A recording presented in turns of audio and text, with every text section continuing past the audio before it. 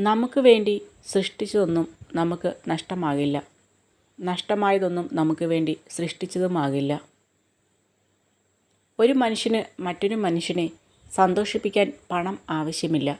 പകരം സമയവും സ്നേഹത്തോടെയുള്ള വാക്കുകളും മതി. നമുക്ക് അടുപ്പമുള്ള ഒരു വ്യക്തി കള്ളം പറഞ്ഞു എന്നറിയുമ്പോൾ നമുക്കുണ്ടാകുന്ന ഏറ്റവും വലിയ വിഷമം ആ വ്യക്തി കള്ളം പറഞ്ഞു എന്നുള്ളതല്ല, ഇന്നു മുതൽ അയാളെ വിശ്വസിക്കാൻ പറ്റില്ല എന്നുള്ളതാണ്. നിങ്ങൾക്ക് കൊടുങ്കാറ്റിനെ ശമിപ്പിക്കാൻ കഴിയില്ല. അതിനുള്ള ശ്രമം നിർത്തുക.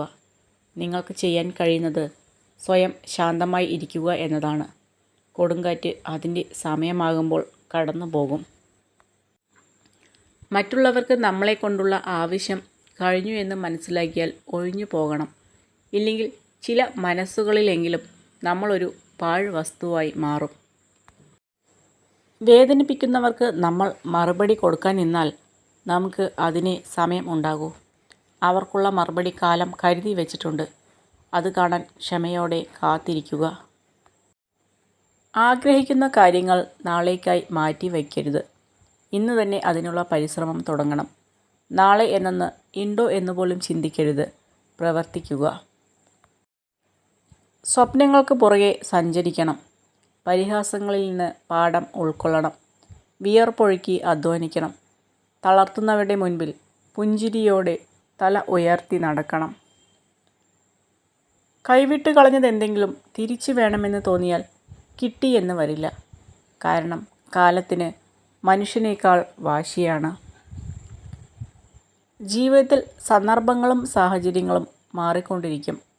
മാറ്റങ്ങൾക്കിടയിലും മാറാതിരിക്കേണ്ടത് നമ്മുടെ മനസ്സാണ്. മാറ്റി നിർത്താതെ കരുതൽ നൽകേണ്ടത് മനസ്സറിഞ്ഞ് സ്നേഹിച്ചവരെയാണ്. വിശ്വാസമുണ്ടെങ്കിൽ നിശബ്ദത പോലും മനസ്സിലാക്കപ്പെടും. വിശ്വാസമില്ലെങ്കിൽ എല്ലാ വാക്കുകളും തെറ്റിദ്ധരിക്കപ്പെടും. പരസ്പര വിശ്വാസമാണ് ബന്ധങ്ങളുടെ ആത്മാവ്. പലതും കണ്ടില്ല കേട്ടില്ല എന്ന് നടിക്കുന്നത് പ്രതികരിക്കാൻ അറിയാഞ്ഞിട്ടല്ല, ബന്ധങ്ങൾ അറ്റുപോകാതിരിക്കാൻ വേണ്ടി മാത്രമാണ്. മനസ്സ് എല്ലാവരിലുമുണ്ട്. പക്ഷേ മനസ്സിലാക്കാനുള്ള മനസ്സ് എല്ലാവരിലും കണ്ടു എന്ന് വരില്ല. ചിലരുടെ പെട്ടെന്നുള്ള മാറ്റം നമ്മെ വേദനിപ്പിക്കും. പക്ഷെ അത് മാറ്റമല്ല.